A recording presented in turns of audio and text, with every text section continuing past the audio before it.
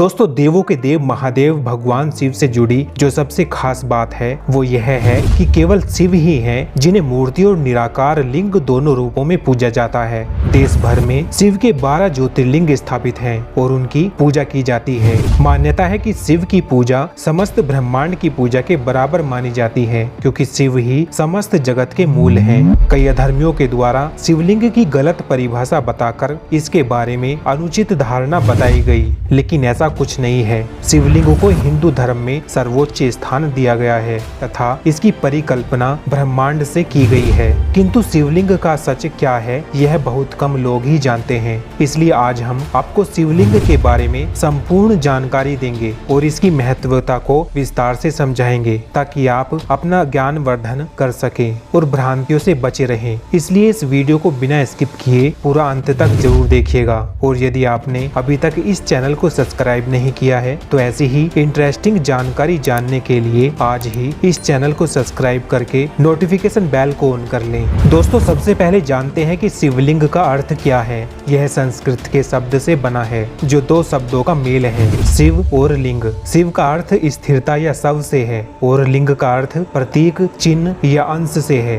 अर्थात जो शिव का अंश या प्रतीक है उसे ही शिवलिंग कहा जाता है। शिवलिंग के शाब्दिक अर्थ की बात की जाए तो शिव का अर्थ है परम कल्याणकारी और लिंग का अर्थ होता है सृजन। लिंग का अर्थ संस्कृत में चिन्ह या प्रतीक होता है। इस तरह शिवलिंग का अर्थ हुआ शिव का प्रतीक।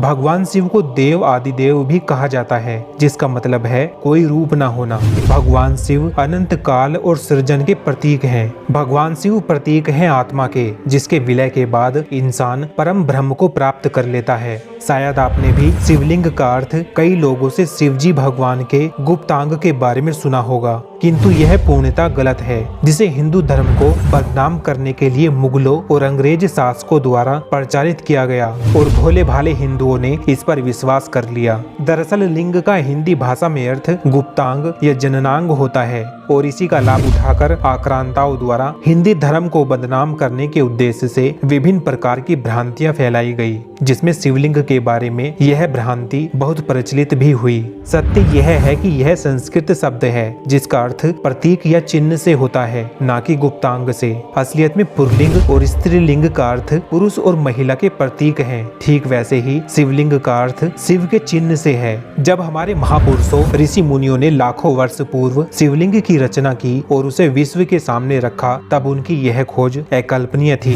जो पूरे ब्रह्मांड, ऊर्जा, पदार्थ, मनुष्य योनि, जीवन, उत्पत्ति, उदय का प्रतिनिधित्व करता है। शिवलिंग से हमें मानव जीवन के उदय और पतन के बारे में पता चलता है, सृष्टि का ज्ञान होता है और यह कैसे चलती है इसके बारे में पता चलता है। दोस्तों, शिवलिंग का अभिप्राय मुख्यतः ब्रह्मांड से है, जिसका ना तो कोई आदि है और ना ही कोई अंत, अर्थात ब्रह्मांड सीमाओं से परे है और इसकी कहीं से भी शुरुआत नहीं होती और ना ही इसका कहीं अंत होता है। दोस्तों, विज्ञान में हम 3 प्रकार के अणु पढ़ते हैं जिससे पूरी सृष्टि का निर्माण हुआ है। वे है न्यूट्रॉन, प्रोटॉन और इलेक्ट्रॉन। इसमें न्यूट्रॉन और प्रोटॉन आपस में जुड़े होते हैं और स्थिर होते हैं तथा इलेक्ट्रॉन इसके चारों ओर स्थित होते हैं और गतिशील होते हैं। ठीक इसी तरह हमारा ब्रह्मांड भी है। जब भी कहीं विस्फोट होता है और ऊर्जा फैलती है तो वो वर्ताकार आकार में चारों ओर फैलती है और साथ ही ऊपर और नीचे की ओर अंडाकार दिशा बनाती है, जैसे कि शिव का रूप है। हमारा ब्रह्मांड भी ऐसा ही है,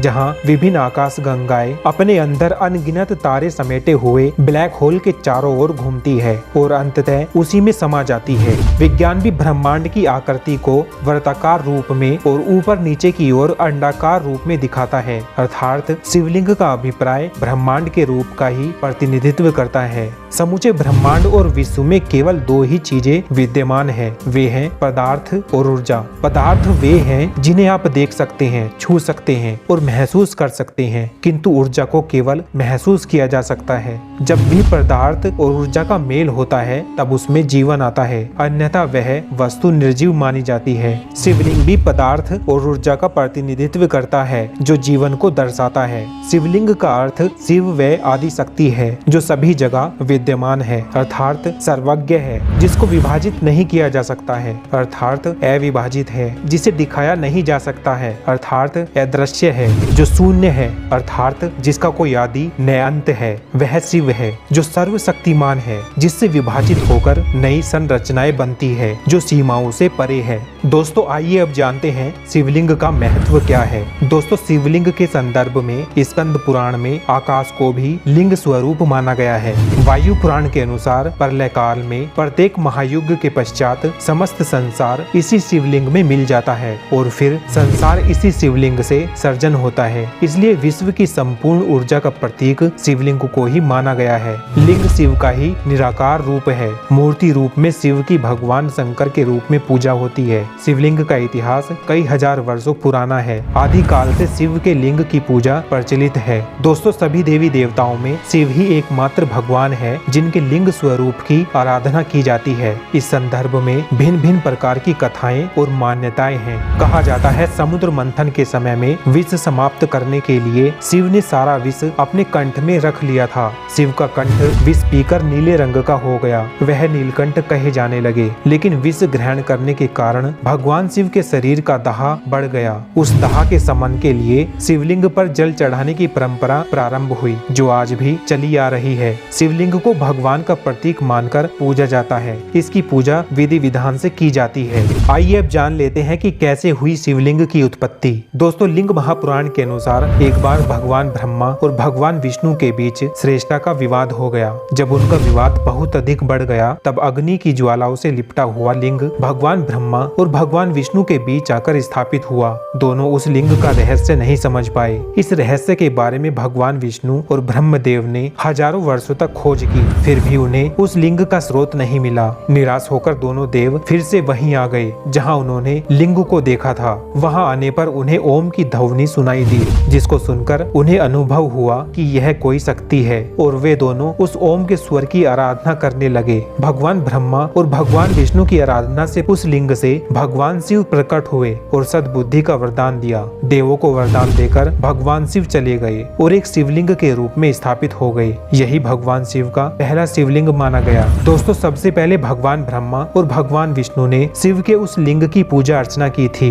तब से भगवान शिव के लिंग के रूप में पूजा करने की परंपरा की शुरुआत मानी जाती है। दोस्तों शिवलिंग शब्द में भगवान शिव और देवी शक्ति अर्थात माता पार्वती के आदि अनादि एकल रूप का चित्रण भी है। इसमें पुरुष और प्रकृति की समानता का प्रतीक भी है, जिसे ऐसे कह सकते हैं कि इस संसार में न केवल पुरुष का और न ही केवल प्रकृति अर्थात स्त्री का वर्चस्व है, बल्कि दोनों का ही समान अस्तित्व है। दोस्तों आइए अब बात कर लेते हैं इसके समानांतर शब्द योनि की। यदि आप हिंदू धार्मिक ग्रंथ पढ़ें तो आपको योनि का अर्थ स्पष्ट हो जाएगा। योनि मनुष्य या प्राणी के जन्म से जुड़ी हुई है, न कि किसी स्त्री के स्त्रीत्व से। कहा जाता है कि मानव योनि हजारों जन्मों के बाद हासिल होती है, या ये भी कहा जाता है कि बुरे कर्म करने से पशु योनि में जन्म लेना पड़ता है। अतः सुस्पष्ट है कि योनि का अर्थ संस्कृत में प्रादुर्भाव, प्रकटीकरण आदि होता है। प्राणी को उसके कर्मों के अनुसार विभिन्न योनियों में अलग अलग जन्म प्राप्त होता है। इसलिए समस्या भाषा ने जानने की है, लिंग या योनि शब्द को समझ पाने में असफलता की नहीं। हम सभी जानते हैं कि हिंदू धर्म में 84 लाख योनियां अर्थात 84 लाख प्रकार के जन्म के बारे में बताया गया है। अब तो मनुष्य, पशु, पक्षी, कीट, कृमि, वृक्ष आदि 84 लाख प्रकार के जीवन का अस्तित्व भी मान लिया गया है। अतः साफ है कि मनुष्य योनि में दोनों ही सम्मिलित हैं, पुरुष भी और स्त्री भी। पुरुष और स्त्री दोनों ही मानव योनि में जन्मे हैं। सिर्फ पुरुष या सिर्फ स्त्री के लिए मनुष्य योनि शब्द का प्रयोग नहीं किया जाता है। अतः लिंग का मूल अर्थ प्रतीक चिन्ह है। शिवलिंग इस तरह पवित्रता का प्रतीक है। इसकी प्रारंभिक हठ योगियों के द्वारा हुई। उन्हें हवन के समय ध्यान लगाने के लिए वे दीपक की प्रतिमा बनाते थे और तब ये हठ योगी दीप शिखा पर ध्यान लगाते हैं। चूँकि हवा में दीपक की ज्योति टिमटिमा जाती है और स्थिर ध्यान लगाने की प्रक्रिया में बाधा पहुँचती है। इस कारण दीपक की प्रतिमा स्वरूप उसके विकल्प रूप में शिवलिंग तैयार किया गया, ताकि अबाध्य एकाग्रचित ध्यान संपन्न हो सके। किंतु मुगलिया दौर में कुछ दुर्बुद्धि या कहे विकृत मस्तिष्क के लोगों ने शिवलिंग और योनि शब्द में जननांगों की कल्पना कर ली और हिंदू धर्म विरोधी कहानियां बना डाली और भोले भाले हिंदू इन शब्दों के पीछे के रहस्य को न समझ पाने के कारण भ्रमित हो गए। तो दोस्तों आज आशा है ये वीडियो आप सबको पसंद आया होगा। इस वीडियो से जुड़ा कोई भी सवाल या सुझाव हो तो हमें कमेंट करके जरूर बताएं। इस वीडियो में बस इतना ही। मिलते हैं आपसे एक और नई जानकारी के साथ अगली वीडियो में। तब तक के लिए जय हिंद, जय भारत, जय श्री राम।